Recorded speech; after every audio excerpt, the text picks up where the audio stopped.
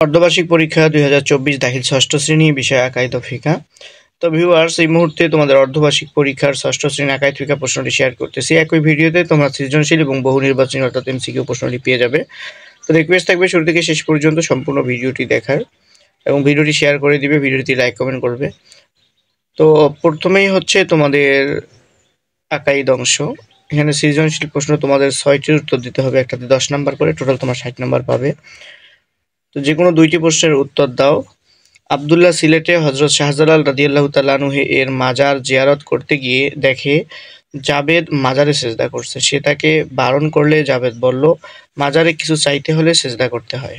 আব্দুল্লাহ তাকে বলল, এটা বড় ধরনের অন্যায়, কারণ মাজার জিয়ারত করতে হয়, সেজদা করতে হয় না। ক, একজন ইমানদারের ইমানের দাবি কি? খ, ইমানে মুজমাল বলতে কি বোঝায়? গ, জাবেদের কাজটি কেমন হচ্ছে, ব্যাখ্যা করো। ঘ হচ্ছে আব্দুল্লাহর বক্তব্যটি পাঠ্যবইয়ের আলোকে মূল্যায়ন করো। 2 নম্বর প্রশ্ন, খালেদ ও জায়েদ একদা ফেরেশতা নিয়ে আলোচনা করছিল। হঠাৎ খালেদ বলল, আল্লাহ তাআলা সর্বশক্তিমান, তাই তিনি ফেরেশতার মাধ্যমে বিশ্ব পরিচালনা করেন। এ কথা আমি মানি না। জায়েদ বলল, ফেরেশতারা আল্লাহর বান্দা, তারা আল্লাহর হুকুমেই সকল কাজ করে থাকে। ক, মিকাইল আলাইহিস সালামের কাজ কি? কিরামান কাতিবিন বলে কাদেরকে বোঝানো হয়েছে? জায়েদের কথার সত্যতা তোমার পাঠ্যবইয়ের আলোকে যাচাই করো। খালেদের ব্যাপারে তোমার মতামত ব্যাখ্যা করো।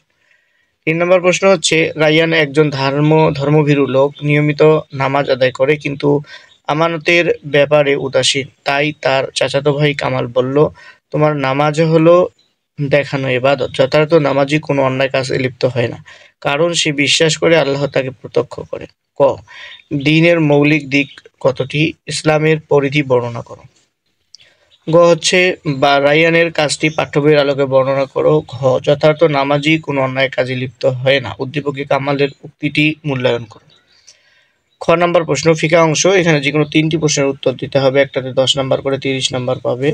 খালেদ ফিকহের ক্লাসে শ্রেণী শিক্ষক মাওলানা আজাদ সাহেবকে প্রশ্ন করে যে ইলমুল ফিকাহ এর প্রসার কোন যুগে হয়? জবাবে তিনি বলেন, 4 মাযহাবের মাধ্যমে ইলমুল ফিকাহ এর প্রসার ঘটে। কথা শুনে সালাম বলল, কোরআন সুন্নাহর ব্যাখ্যাগত ভিন্নতার কারণে নানা পথ ও মতের সৃষ্টি হয়। ক, ইমাম আবু হানিফা রহমতুল্লাহ আলাইহি এর রচিত ফিকহের নাম কি? ইলমে ফিকহের মূল উৎস কি কি বর্ণনা করো। সালামের বক্তব্যটিকে পাঠ্যবইয়ের আলোকে ব্যাখ্যা করো। মাওলানা আজাদ সাহেবের জবাবটি কি তুমি সঠিক বলে মনে করো? তোমার মতামত ব্যক্ত করো। 5 নম্বর, আওলাদ সাহেব মাহফিলের বয়ান শুনে জানতে পারলেন যে ফিকহ বিষয় প্রতিটি মুমিনের জীবনের সঙ্গে বিশেষভাবে জড়িত, আর যেটাতে রয়েছে একজন মুমিনের ব্যক্তিগত জীবন থেকে আন্তর্জাতিক জীবন পর্যন্ত প্রাত্যহিক কর্মকাণ্ডের দিক নির্দেশনা। উক্ত বিষয়টির জ্ঞান অর্জন করে আমলে আনতে পারলে সমাজের প্রতিটি মানুষ শান্তিতে এবং পবিত্রতার সাথে জীবন যাপন করতে সক্ষম হবে। ক, ইলমে ফিকহ এর উৎপত্তি কি? ইলমে ফিকহ শিক্ষার গুরুত্ব ব্যাখ্যা করো। আওলাদ সাহেব যে বিষয়টির কথা জানতে পারলেন তার সাথে পাঠ্যবইয়ের যে বিষয়টি সম্পৃক্ততা রয়েছে তা ব্যাখ্যা করো। আওলাদ সাহেব কর্তৃক পঠিত পত্রিকার বিষয়টির তাৎপর্য বিশ্লেষণ করো। 6 নম্বর প্রশ্ন, ষষ্ঠ শ্রেণীতে একদিন শিক্ষক নোমান সেই শ্রেণীকক্ষে পাঠদানকালে পরিচ্ছন্নতা ও ভালো জামা কাপড়ের কথা বললেন।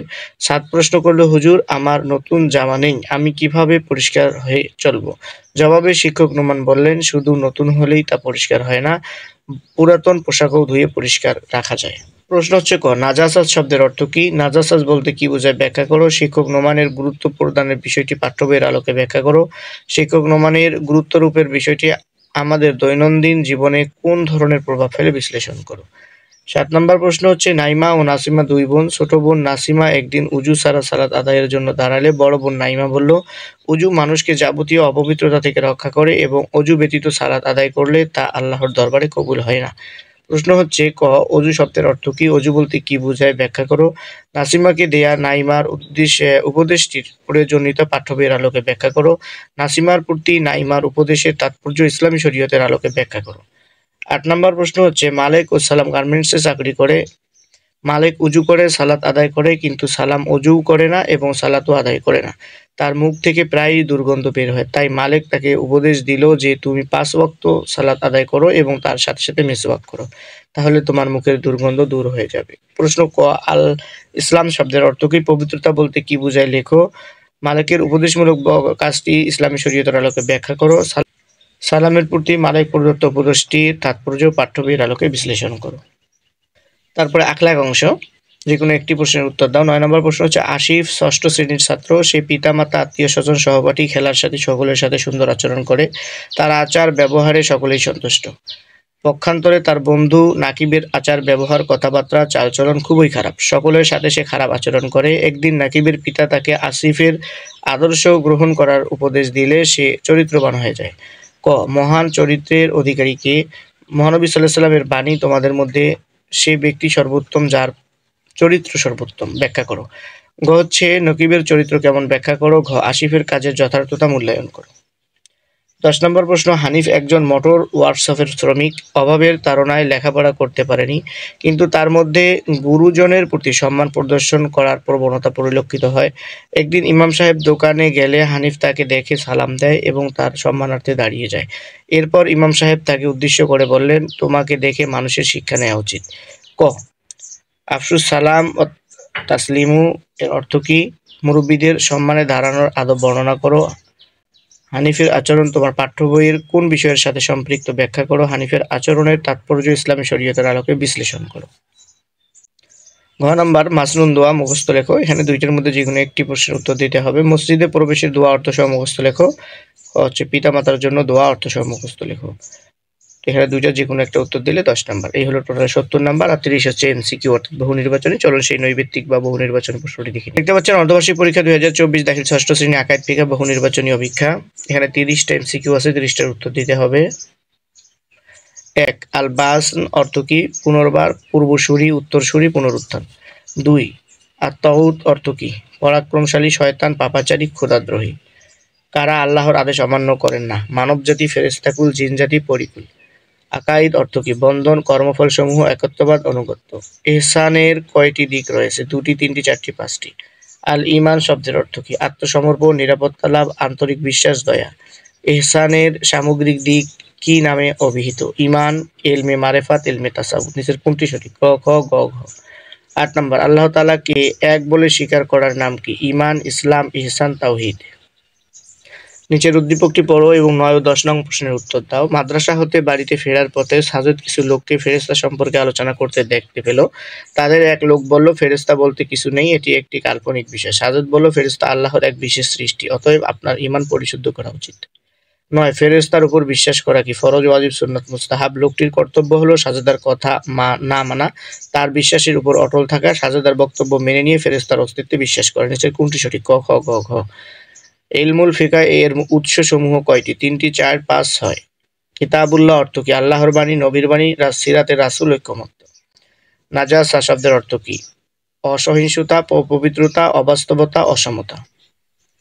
14 নম্বর সৃষ্টিগত নাপাককে কি বলে? নাজাসাতে খফিফা, নাজাসাতে হাকিকা, নাজাসাতে গলিজা, নাজাসাতে হুকমিয়া। কবরে বেশিরভাগ আযাব হয় পেশাবের কারণে, হজ না করার কারণে, নামাজ ত্যাগ করার কারণে। নিচের কোনটি সঠিক? ক, খ, গ, ঘ। হালাল প্রাণীর পেশাব কোন ধরনের নাজাসাত? খফিফা, গলিজা, হাকিকা, হুকমিয়া। তাহারাত অর্জনের পদ্ধতি কয়টি? 2টি, 3টি, 4টি, 5টি। সালাতের চাবি হলো দোয়া, পবিত্রতা, তাসবিহ, সূরা ফাতিহা। আখলাক শব্দের অর্থ কি? চরিত্র, বিজ্ঞান, শান্তি, প্রগতি। মানুষের সবচেয়ে বড় সম্পদ কি? সওম, সালাত, কোরবানি, উত্তম চরিত্র। আখলাকে হাসানা অর্থ কি? উত্তম চরিত্র, ভালো আমল, মন্দ চরিত্র, নরম স্বভাব। মুসাফা শব্দের অর্থ কি? হস্তচুম্বন, পদচুম্বন করা, করমর্দন, কোলাকুলি। কাদের সম্মান করা ঈমানী দায়িত্ব? ধনীদের, মুরব্বীদের, ছোটদের, গরিবদের। 24 নম্বর প্রশ্ন হচ্ছে অজুর বিধান কি? সুন্নাত, নফল, ফরজ, মুস্তাহাব। নিচের উদ্দীপকটি পড়ো। 25 ও 26 নং প্রশ্নের উত্তর দাও। মুবিন উজু করার পাত্রে পানি রেখেছে, এমন সময় একটি কুকুর এসে পানিতে মুখ দিয়েছে, সে তা দিয়ে উজু করেছে। মুমিনের উজুর হুকুম কি? মাকরুহ, হালাল, মুবাহ, হারাম। এখন মুমিনের করণীয় কি? নতুন করে উজু করা, পানি ফেলে দেওয়া, পানি মিশিয়ে উজু করা। নিচের কোনটি সঠিক? ক, খ, গ, ঘ। 27 নম্বর উজুর ফরজ কয়টি? 3, 4, 5, 6। অজুর উপকারিতা হচ্ছে অজুকারীর সকল গুনাহ ঝরে যায়, অজুর অঙ্গ কিয়ামতে নুরানি হবে, ময়লা আবর্জনা দূর হয়ে যায়। নিচের কোনটি সঠিক? ক, খ, গ, ঘ। 29 নম্বর প্রশ্ন হচ্ছে অজুতে 3 বার কুলি করা কি? ফরজ, সুন্নাত, মুস্তাহাব, ওয়াজিব। 30 নম্বর পানির গুণ কয়টি? 2টি, 3টি, 4টি, 5টি। তো ভিউয়ার্স, এই হলো ষষ্ঠ শ্রেণীর আকাইদ ফিকহ সম্পূর্ণ প্রশ্নটি। শিক্ষা সংক্রান্ত সকল আপডেট পেতে চ্যানেলটি সাবস্ক্রাইব করে সাথেই থাকবে।